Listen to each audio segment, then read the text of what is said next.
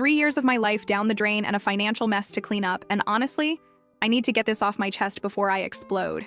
I met Kenny during what should have been a boring day.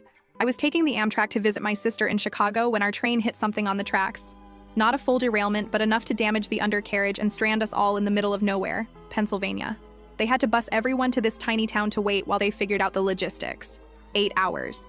That's how long we were stuck in this random town with exactly one diner, one bar, and a convenience store. Most passengers crowded into the diner, but it filled up fast. I ended up at the bar next door with my overnight bag, ordering whatever sad sandwich they had and scrolling through my phone to let my sister know I'd be late. Kenny was sitting 2 stools down, also with luggage. He made some joke about how the universe must really want us to appreciate small-town America. I laughed. He was cute, tall with this messy dark blonde hair and nice hands. I've always been a sucker for nice hands, IDKY. We got to talking, found out we were both heading to the same general area. He was interviewing for some position, said he was sick of the corporate grind and wanted to build something meaningful. I told him I worked in logistics, not glamorous, but stable. After a few hours of talking and a couple beers, we exchanged numbers. I didn't think much would come of it, TBH. But he texted the next day, and we met up for coffee when I got back from my sister's. That interview he was going to? He didn't get the job, but he had another one lined up, he said, and another after that. Always something big on the horizon. Always almost landing the perfect opportunity.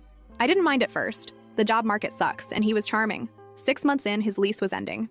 My place was bigger, closer to downtown, and honestly, I was already paying most of our date nights anyway since his funds were temporarily tight until he landed his next gig.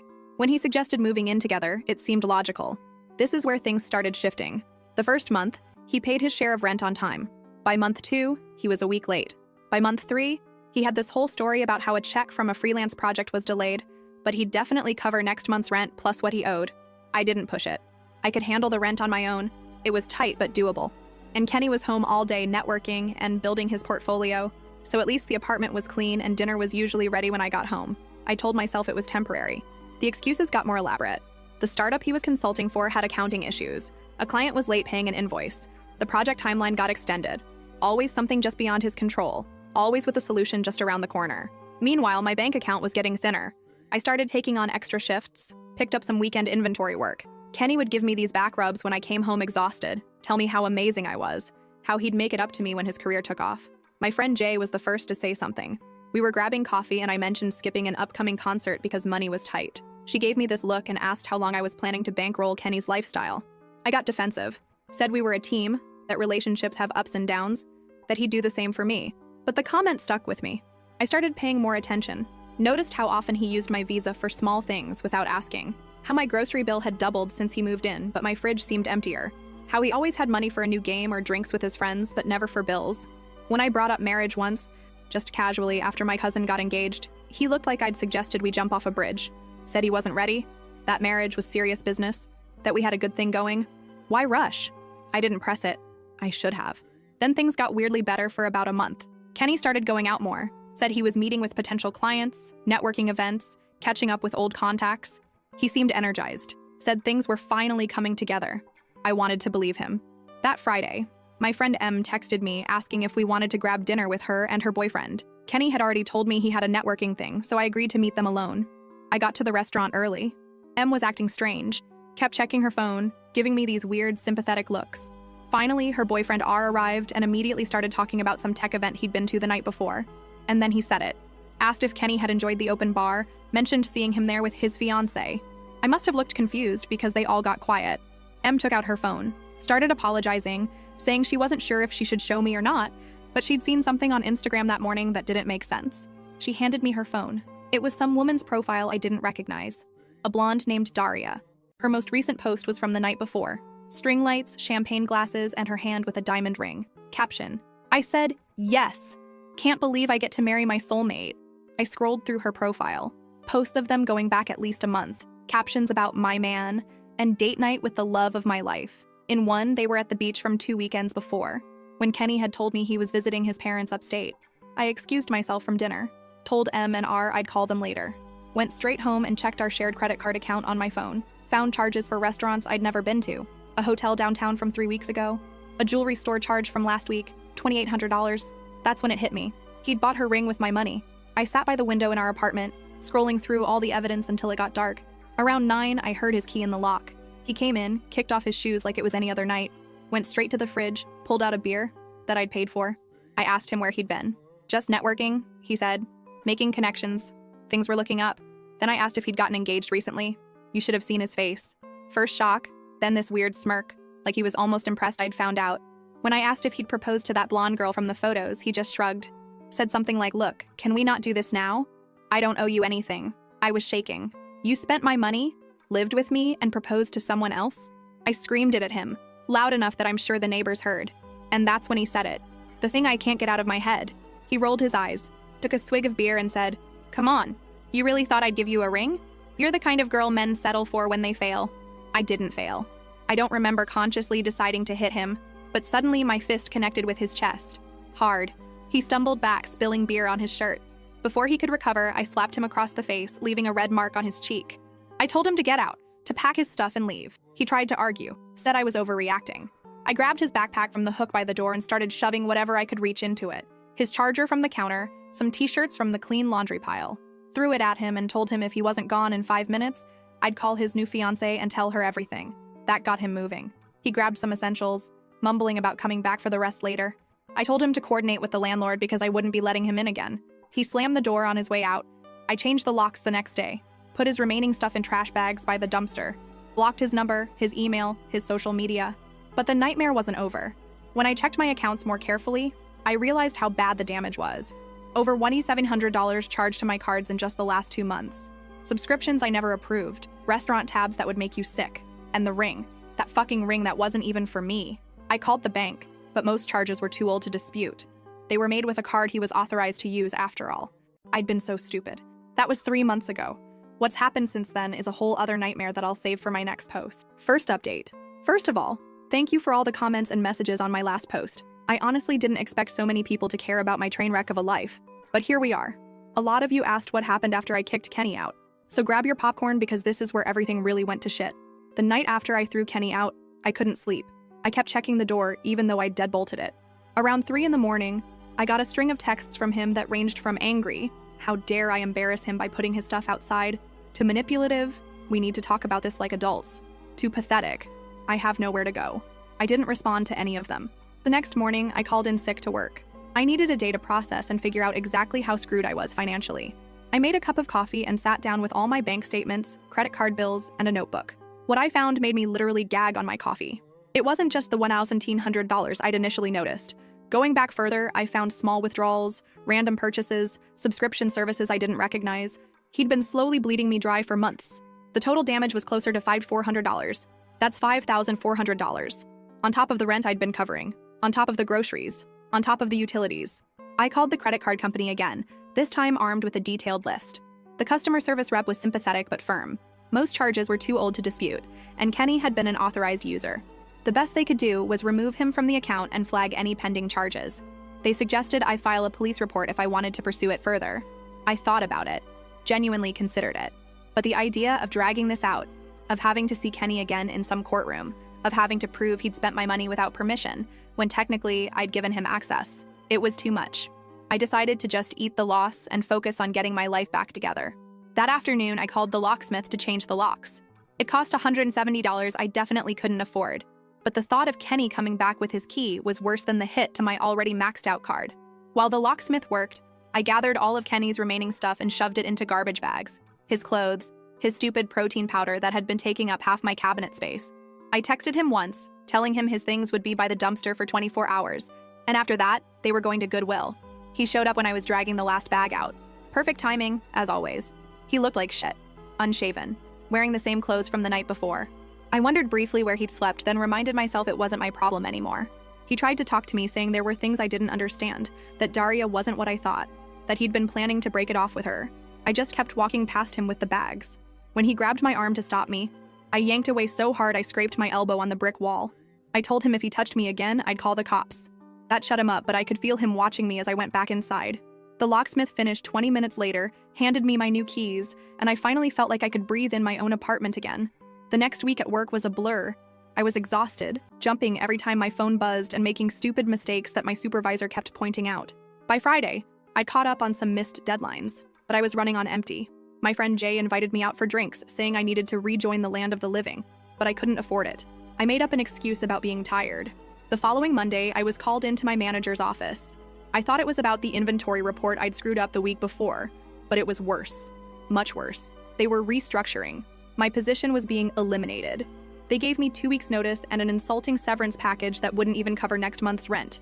I didn't cry in the office.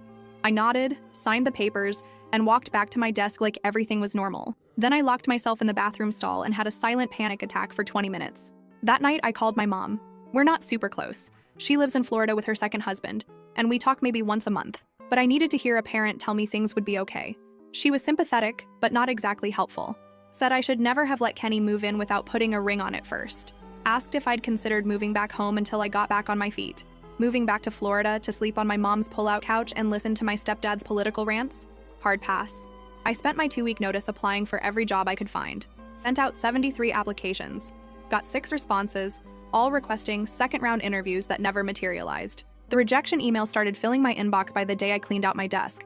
The first week of unemployment, I still had a routine. Wake up, apply for jobs, make a cheap lunch, apply for more jobs, go for a walk to save on heating, make dinner, watch something on YouTube, sleep, repeat. By week 2, my bank account was down to 3 digits. I canceled Netflix, started taking shorter showers, ate ramen and eggs for most meals. I called the electric company to work out a payment plan, called my landlord and promised the rent would be a few days late. He wasn't happy, but said he'd wait until the 15th before charging a late fee. The 15th came and went. I sold my nice watch on eBay, sold some clothes on Poshmark, listed my TV on Facebook Marketplace but got only lowball offers. Then my phone buzzed with a text from a number I didn't recognize. It was Kenny. He'd gotten a new phone or was using someone else's. Said he needed to talk to me, that Daria had found out about us and broken things off, that he was sorry and wanted to explain. I blocked that number too, but it rattled me. Not because I cared about his problems, but because it reminded me how spectacularly I'd failed at judging character. I'd let this man into my life, into my home, given him access to my finances, and he'd seen me as nothing more than a convenience. A backup plan. Someone to use. By the end of the month, I was desperate. My landlord had started leaving voicemail messages about the rent. My electricity had been shut off for 48 hours before I scraped together enough to pay the minimum to get it turned back on. I'd eaten nothing but plain rice for 3 days straight because it was all I had left. I finally swallowed my pride and applied for temporary assistance. The process was humiliating. Filling out forms detailing every aspect of my financial life, waiting for hours in an overcrowded government office, being told I made too much at my previous job to qualify for immediate help. They gave me a list of food banks instead. The next day, I went to one. Stood in line with my ID and proof of address, accepted a box of canned goods and nearly expired bread with a smile that felt like it might crack my face. Carried it home on the bus, feeling like everyone was staring at me even though nobody cared. That night, I got an email. It was from a small warehouse that needed temporary help during their busy season. The pay was less than half what I'd been making, but it was something. I replied immediately, had a phone interview the next morning, and started the following Monday. The work was physically brutal. 8 to 10 hours on my feet, lifting boxes, scanning inventory, working in either freezing cold or stifling heat depending on which section of the warehouse I was assigned to. My hands developed calluses, my back ached constantly, and I came home too tired to even think about applying for better jobs. But I made enough to pay part of the rent. Still not all of it. But my landlord agreed to another extension as long as I paid the late fees. Then one evening, I came home to find an eviction notice taped to my door. Apparently, my partial payments weren't cutting it anymore. I had 30 days to pay in full or vacate the premises. I sat on my kitchen floor and just stared at the paper, too numb to even cry. That's when my neighbor knocked. She'd seen the notice and heard me come in, asked if I was okay. I wasn't, obviously, but I lied and said I was fine. She hesitated, then asked if I was looking for a roommate. Her cousin Rosalie needed a place to stay for a few months while she saved up for her own apartment. If we split the rent 3 ways, it might work out for everyone. I'd never spoken more than 10 words to this neighbor before, but in that moment, she might as well have been an angel. I said yes immediately. Rosalie moved in 2 days later. She was quiet, paid her share up front in cash, and didn't ask questions about why I sometimes ate nothing but rice for dinner. We weren't friends exactly, but we coexisted peacefully in the increasingly depressing apartment. With Rosalie's contribution, I managed to pay off enough of the back rent to stop the eviction process. I was still drowning in credit card debt, still working a job that paid barely above minimum wage, still eating like a college student during finals week. But I wasn't homeless, and that counted for something. Then one day, about 3 months after I'd kicked Kenny out, I was rushing to catch the bus to work when I collided with someone on the sidewalk. I stumbled back, mumbling an apology without looking up. Then I heard my name. It was Kenny, standing there like he'd been waiting for me. He was wearing a fast food uniform, the kind with the hideous polo shirt and visor. I tried to walk around him, but he stepped in my way. Said he'd been trying to reach me, that he needed to talk to me. that he'd made a huge mistake. I noticed his phone was an ancient model, not the latest iPhone he'd always had before. Karma's a bitch, I guess. I told him I was late for work and pushed past him. He called after me, saying he'd come back, that he'd make things right. I didn't look back, just ran for the bus and made it just as the doors were closing. That night, I couldn't sleep. Not because I missed him or wanted him back, but because I was afraid he'd figured out where I lived, that he'd show up again. I wedged a chair under my bedroom doorknob even though I knew it was paranoid. The next morning, there was a letter in my mailbox. No stamp, just my name scrawled across the front. I recognized Kenny's handwriting immediately. I didn't open it, just tore it up and dropped the pieces into different trash cans on my way to the bus stop. But I knew he wouldn't give up that easily. And I was right. Second update. Thank you for all the supportive comments. Reading them during my bus rides to work has been one of the few bright spots lately. Some of you have asked for more details about what happened after Kenny started showing up again. So here goes nothing. After I tore up Kenny's letter, I thought maybe he'd get the hint. He didn't. For the next 2 weeks, I'd spot him randomly, across the street from my apartment building, at the bus stop near work, once even at the laundromat where I'd started going because our building's machines were too expensive. He never approached me directly, just watched. Sometimes he'd wave or try to catch my eye. I'd pretend not to see him and walk faster. My temporary warehouse job turned into a nightmare pretty quickly. The managers kept extending shifts with zero notice, so I'd come in expecting to work 8 hours and end up staying for 12. My feet were constantly swollen, and I developed this sharp pain in my lower back that never really went away. But I couldn't afford to quit, so I just took whatever ibuprofen I could find in the apartment and kept going. Rosalie noticed. One night I came home and literally couldn't stand up straight. She was making some kind of soup and offered me a bowl. It was the first actual homemade food I'd had in weeks that wasn't plain rice or ramen. We sat at the kitchen table, and for the first time, we actually talked. Turns out Rosalie had her own Kenny story. Different name, same bullshit. It was weirdly comforting, knowing I wasn't the only idiot who'd trusted the wrong person. We started having dinner together when our schedules aligned. Just whatever we could cobble together from our sad pantry and the discount section at the grocery store. But it helped. Then one morning in late November, I woke up feeling like someone had hit me with a truck. My throat was on fire, my head was pounding, and I could barely get out of bed. I called work, croaking through an explanation. My supervisor sighed heavily and reminded me that temp workers don't get sick days. If I didn't come in, I might not have a position when I felt better. I dragged myself to the bathroom, took my temperature with an ancient thermometer I found in the medicine cabinet, 103.5. That couldn't be right. I shook the thermometer and tried again, 103.8. I should have gone to urgent care. I know that now. But urgent care costs money, and I had exactly $27 in my checking account to last until payday. So I took more ibuprofen, bundled up in every layer I owned, and somehow made it to the bus. I don't remember much about that day. I scanned boxes. I drank water from the fountain. I hid in the bathroom when the dizziness got too bad. Somehow I made it to the end of my shift. I remember waiting for the bus home, shivering violently even though I was sweating through my clothes. Next thing I knew, I was on the ground. Someone was shaking me, asking if I was okay. It was a teenage girl looking absolutely terrified. I'd apparently passed out at the bus stop. She helped me sit up, asked if she should call someone. I said no, I was fine, just tired. I wasn't fine, at all. I made it onto the bus somehow, made it back to the apartment building, made it up the 3 flights of stairs by basically crawling, and then I collapsed on the living room floor, still in my coat and boots. That's where Rosalie found me when she got home from her evening shift. She later told me she thought I was dead at first. I was so pale and barely breathing. She managed to get me into bed, forced me to drink water, and put cold washcloths on my forehead all night. By morning, my fever had broken, but I felt like I'd been run over. Twice. Rosalie had already called my work, telling them I had pneumonia and wouldn't be in for at least 3 days. I tried to protest. We both knew I'd probably lose my job, but she shut me down immediately. Said no job was worth dying for, especially one that paid so little. She was right, but being right doesn't pay rent. I spent the next 2 days in bed, drifting in and out of sleep, worrying about money every time I was conscious enough to worry about anything. On the 3rd day, my phone rang. It was the warehouse. I expected to be fired, but instead, the HR person was calling to check on my pneumonia and let me know about their short-term disability policy. Apparently, Rosalie had not only called in sick for me, but had also marched down to the warehouse in person, demanding to speak to someone about employee benefits. She'd raised enough hell that they'd actually looked into their own policies and found that even temp workers qualified for some basic protections. I got 5 paid sick days. 5. Not enough to fully recover, but enough to avoid ending up back on the floor of a bus stop. When Rosalie got home that evening, I cried. Actually cried. It was the first time anyone had fought for me in, I don't even know how long.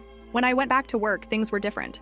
My supervisor kept giving me the side eye, probably waiting for me to collapse again. But my co-workers, people I'd barely spoken to before, kept checking on me, making sure I took breaks, offering to help with the heavier loads.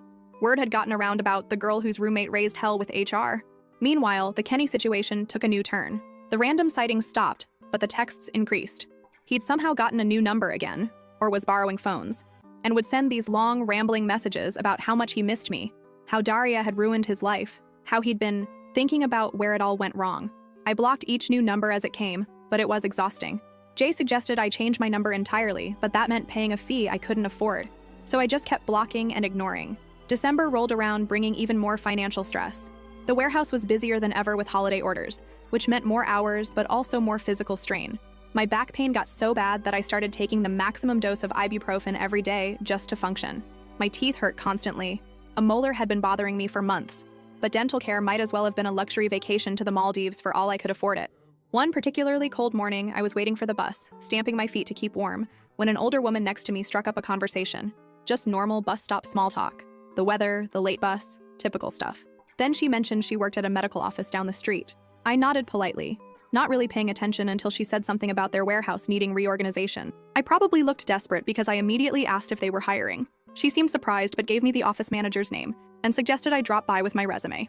I thanked her, not expecting much. Random bus stop connections rarely pan out, but I was desperate enough to try anything. That evening, I updated my pathetic resume and printed a copy at the library. The next day, I took a detour on my lunch break and walked into the medical office, asking for the manager by name. I expected to be told to apply online or to leave my resume with the receptionist. Instead, I was ushered into a small office where a harried-looking woman was eating a sandwich at her desk. She glanced at my resume, asked about my background in logistics, and then jumped straight to when I could start organizing their supply area. It wasn't a full-time position, just 20 hours a week to start, handling medical supply inventory and deliveries. But it paid $3 more per hour than the warehouse, the hours were flexible, and it involved actual skills instead of just physical labor. I accepted on the spot. For the next few weeks, I worked both jobs, mornings at the medical office, evenings at the warehouse. It was brutal, but for the first time in months, I could actually pay my bills on time. I'd come home exhausted, eat whatever Rosalie had made. She'd taken to cooking for both of us when she realized how much my health had deteriorated, and collapse into bed. By mid-January, I'd saved enough to quit the warehouse job. My last day, I felt nothing but relief as I turned in my badge. My supervisor seemed genuinely surprised. I think they'd expected me to just keep tolerating the terrible conditions indefinitely. One of my coworkers gave me an awkward side hug and said she was happy I'd escaped. The medical office job wasn't glamorous, but it was steady. The office manager kept finding more hours for me as I proved myself reliable. By February, I was working 35 hours a week and had even been given a small desk in the back where I could track inventory on an ancient desktop computer. With regular paychecks coming in, I started tackling the mountain of debt Kenny had left me with. $20 here, $50 there. It wasn't much, but watching the balances slowly decrease gave me a sense of control I hadn't felt in months. Rosalie and I settled into a comfortable routine. We weren't best friends or anything, but there was a mutual respect and understanding between us. She'd started dating someone new, a quiet guy, and sometimes he'd join us for dinner. It was nice to have someone else in the apartment who wasn't Kenny-shaped. Things were looking up, slowly. My back still hurt, my tooth still throbbed occasionally, but I was making it, one step at a time. Then came Valentine's Day. I'd been deliberately ignoring all the heart-shaped decorations in stores, the romantic commercials, the couples planning special evenings. Rosalie and her boyfriend were going out, so I had the apartment to myself. I'd planned a thrilling evening of frozen pizza and whatever was new on Netflix. I was halfway through my sad pizza when someone knocked on the door. Not a normal knock, a persistent, almost desperate pounding. I froze, pizza slice halfway to my mouth. It had to be Kenny. No one else would be that dramatic. I tiptoed to the door and looked through the peephole. Sure enough, there he was, holding what looked like flowers and a small box. I backed away from the door, hoping he'd think no one was home. He knocked again, then called my name, said he knew I was in there, that he'd seen the light under the door, that he just wanted to talk, to explain, to make things right. I remained silent, my heart hammering in my chest. After what felt like forever, I heard him sigh. Something hit the floor outside. The flowers, I assumed, and then footsteps walking away. When I was sure he was gone, I cracked the door open. There was a bouquet of grocery store roses on the floor, along with a small velvet box and a card. I should have just kicked it all back into the hallway and closed the door. But curiosity got the better of me. I picked up the box first. Inside was a ring. Not an engagement ring, but a simple silver band with a tiny stone that might have been a diamond, but was probably cubic zirconia. The card said, "I know I can't undo what I did, but I want to start making it right. This is the ring I should have given you instead of her. I've changed. Please call me." I stood there in the doorway, looking at this pathetic attempt at redemption, and felt nothing. Not anger, not sadness, not even disgust, just emptiness. This man had wrecked my life and thought a cheap ring would fix it? I dropped the ring and card into the trash can by the elevator, left the flowers for anyone who might want them, went back to my apartment, locked the door, and finished my now cold pizza. The next morning, I woke up to a text from an unknown number, Kenny again asking if I'd gotten his gift. I didn't block this one. Instead, I replied with 2 words, move on. Then I blocked that number too. February turned to March. The medical office continued to give me more responsibilities and hours. I paid off one of my smaller credit cards entirely. Rosalie and I repainted the living room on a Sunday afternoon, covering the dingy beige with a soft gray that made the whole apartment feel cleaner somehow. My mom called, surprised that I sounded more like myself. She even offered to help with my dental work if I'd come visit for a weekend. I was still hesitant. My stepdad and I had never gotten along, but the idea of finally addressing my aching tooth was tempting. And Kenny? He finally seemed to get the message. The texts stopped. The random appearances stopped. I occasionally checked Daria's Instagram and saw she'd moved on with someone new. Kenny's account had been dormant for months. I was rebuilding, slowly, painfully, but steadily. Not back to where I was before. I don't think I'll ever be that person again, but somewhere new, somewhere stronger, if more cautious. Final update. Life went on. My hours at the medical office increased to full-time with actual benefits. I finally got that aching tooth fixed during a weekend visit to my mom's. Rosalie and I renewed the lease on the apartment, even though she was spending most nights at her boyfriend's place by then. My credit score inched up. I started putting a little money aside each month for emergencies. I even went on a date or two, though nothing serious. Trust doesn't come back easily once it's been shattered. Then, last month, I got a text from Jay. She'd bumped into Kenny at a coffee shop. Said he'd asked about me, but in a respectful way. Mentioned he was moving to Pittsburgh for a fresh start. I thanked her for the info, but didn't think much of it. Kenny moving away seemed like the best outcome for everyone, which is why I was completely thrown when I opened my apartment door last week and found him standing there, holding a small gift bag. My first instinct was to slam the door in his face, but he looked so different, clean-cut, healthier, wearing clothes that actually fit. He held up his hands immediately, like he could sense my panic and said he wasn't staying, that he was on his way out of town and just wanted to drop something off. I reluctantly took the bag. Inside was a small box and an envelope. The envelope contained $1,500. The box contained a ring. The ring, the one he'd bought for Daria with my money, the one I'd seen in that Instagram post that started this whole nightmare. He explained that when Daria left him, she'd thrown the ring at him. He'd kept it, initially planning to pawn it, but never got around to it. He wasn't giving it to me as some weird romantic gesture. He was returning something that was technically mine, since I'd paid for it, and he wanted me to decide what to do with it. Keep it, sell it, throw it in the river.